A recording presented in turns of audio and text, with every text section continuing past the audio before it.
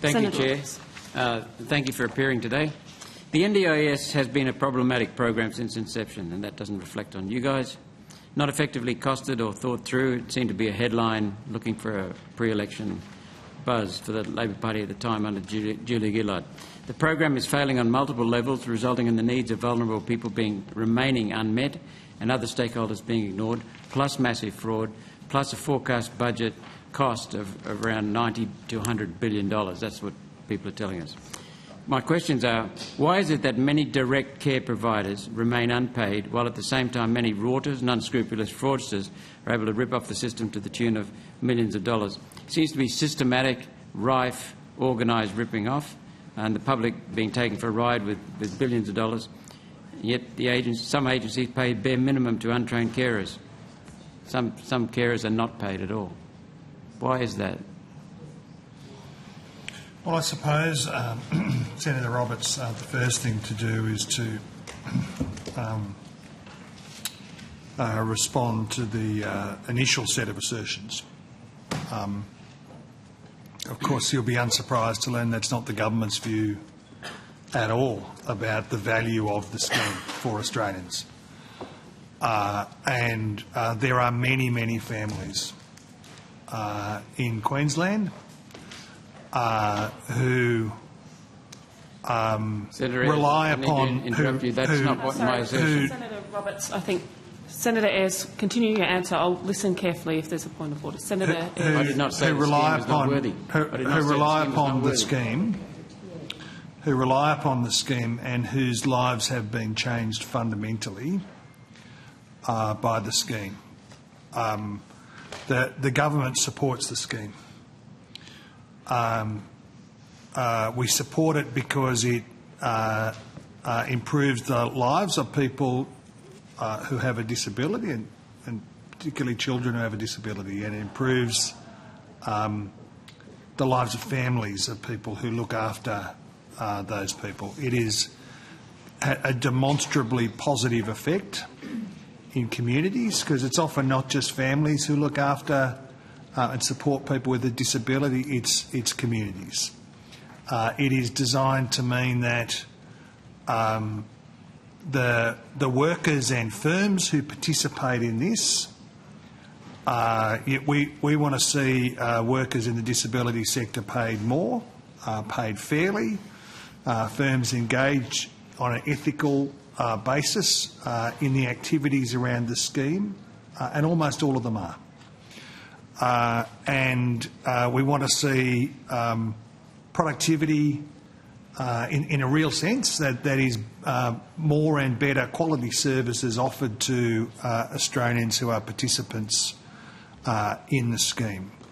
We have committed to the scheme growing in cooperation with the state and territory governments at 8% a year. That is more than the increases in inflation, because we anticipate, and we traverse some of these issues in the committee, that there are other sources of growth beyond just what happens in terms of the broader inflationary impact. So that is an 8% commitment to growth of the scheme.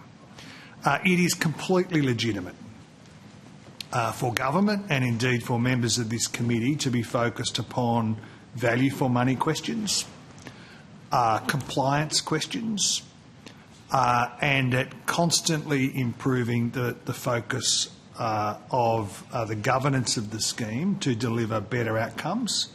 And you're right to point to some of the compliance challenges that the scheme and the government must deal with. And that is very much the focus of the Minister. I just don't think it's fair to denigrate the overall scheme or its value for Australians. I mean, what you do is a matter for you, but it's certainly the government's position. This is a scheme that is in the interest of Australians, in the interest of disabled Australians, and in the national interest. Well, thank you for that, Senator Ayres. The NDIS is a scheme that's needed. It's very, very badly implemented, and I'm asking the people at the table what they're doing to fix it, because I believe they can fix it. So I deny your assertions that I'm against it. And I'm wondering why you need to make assertions like that, because that just detracts from my answering time. So, well, you were the one who started with the preamble, Senator Roberts. Why is it that many direct care providers remain unpaid, while at the same time many fraudsters and unscrupulous fraudsters are able to rip off the system to the tune of billions of dollars? What's the core problem? I'm happy to go, Senator. Thank you. We agree, Senator, that what we would like to see, and we see in the majority of cases, is very good support providers providing the necessary disability supports that people that need those supports. And that's what makes this scheme such a very important scheme in the landscape of the country. I'll ask Ms Mackay in a moment to talk through some of the work that government's invested into the Fraud Fusion Taskforce and the crackdown on fraud. We know that there Excuse me, is that one of your big initiatives? It's a big initiative. So that's pretty important in the scheme of things. Very important, Minister, and I'll hand over to Ms Mackay to talk that through. That is around cracking down on those unscrupulous providers who are doing the wrong thing by participants. And we want to eradicate that from the scheme, because we want to make sure every dollar is going to a person with disability that requires it. So I'll hand over to Ms Mackay, who will talk through those initiatives. Thanks so much. My name's Penelope Mackay and I'm a Deputy CEO. So I wanted to talk with you in relation to the Fraud Fusion Taskforce, as well as other initiatives that the agency is undertaking to ensure, first and foremost, the safety and continuity of services for participants, and also to ensure that the integrity of this scheme remains as strong and robust as we can ensure that it can be. Excuse me, Ms Mackay. The integrity of the scheme would be essential for the other prerequisites, safety and continuity of services, right? Absolutely, yeah, and often. So I'm with you. Right. Yeah. So if I talk firstly about the Fraud Fusion Taskforce, the Fraud Fusion Taskforce was established in November 2022 with an initial investment of $126.3 million over 4 years.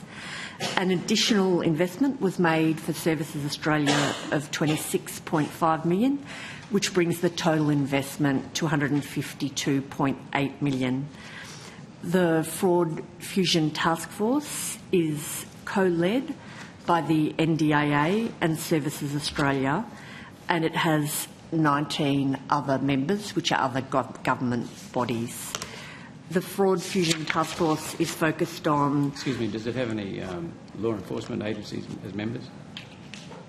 The Australian Federal Police are on it, Senator. And apologies, I'm using the caption, so sometimes I'm a bit delayed in my response or understanding of your question. Okay. So thanks, Scott. Thank you. So as Scott mentioned, there are enforcement agencies who are part of the process. There's 95 active fraud operations that are being led.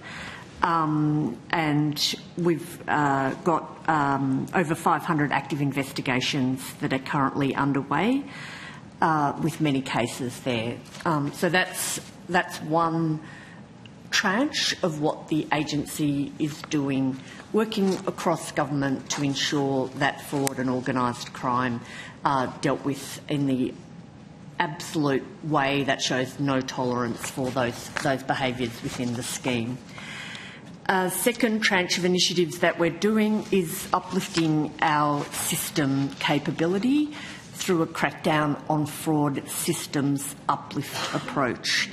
And so the government has invested $83.9 million for the 2024 calendar year to focus on that work. That work absolutely complements the work of the Fraud Fusion Taskforce by ensuring that we can implement new systems that have the uplift capability that we need to make sure that it's easier to get things right and harder to get things wrong. So the types of programs that we've been investing in include programs around identity proofing systems, improving systems that check payment claims, making sure that our new IT systems are connected, and making sure that we have a fraud case management approach. I've got a whole program of work that's being undertaken as part of that process.